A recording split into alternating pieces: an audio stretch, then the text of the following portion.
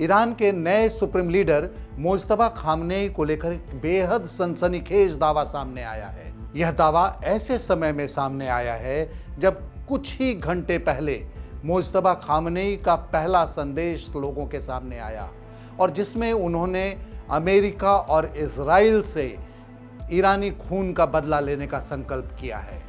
मुज्तबा के इस दावे के बाद ब्रिटिश अखबार द सन ने अपनी रिपोर्ट में दावा किया है कि अमेरिका और इजरायली हमले में मुज्तबा खामनेई बुरी तरह घायल हुए हैं और वह कोमा में हैं।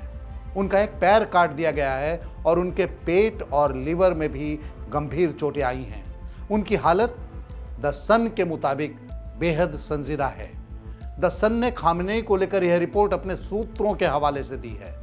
द सन का दावा है कि मुज्तबा खामनेई का इलाज ईरान के स्वास्थ्य और शिक्षा मंत्री मोहम्मद रजा जफरगंदी की निगरानी में हो रहा है। बता दें कि जफरगंदी ईरान के टॉप सर्जन्स में से एक हैं। द सन का दावा है कि मुज्तबा खामनेई तेहरान की सीना यूनिवर्सिटी हॉस्पिटल में भर्ती हैं और इस अस्पताल को फिलहाल हाई सिक्योरिटी में रखा गया है।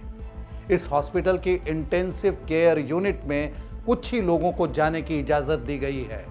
द सन की रिपोर्ट के मुताबिक 2 दिन पहले ईरानी राष्ट्रपति मसूद पेजेश्कियान भी मुज्तबा खामनेई से मिलने गए थे। हालांकि द सन के इस दावे की पुष्टि कहीं से नहीं हो सकी है, लेकिन मुज्तबा खामनेई का एक बार भी सार्वजनिक रूप से सामने न आना इस दावे को थोड़ा बल देता है।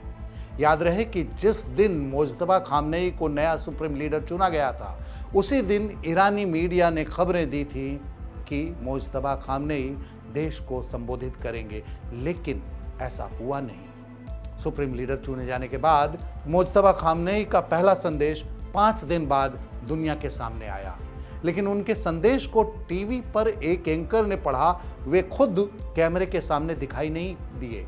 एक बात और लगती है कि इस तरह की खबरों का सामने आना या इस तरह की खबरों का प्रचार प्रसार एक तरह का मनोवैज्ञानिक युद्ध भी है, जिससे ईरानी जनता बैकफुट पर जा सके, ईरानी सैनिक उनका मनोबल थोड़ा कमज़ोर हो। फिलहाल इस दावे की कोई पुष्टि नहीं हुई है। मुमकिन है कि खामेनेई पूरी तरह से तंदुरुस्त हों और नई जंग की तैयारी कर रहे हों। इस खबर में फिलहाल इतना ही।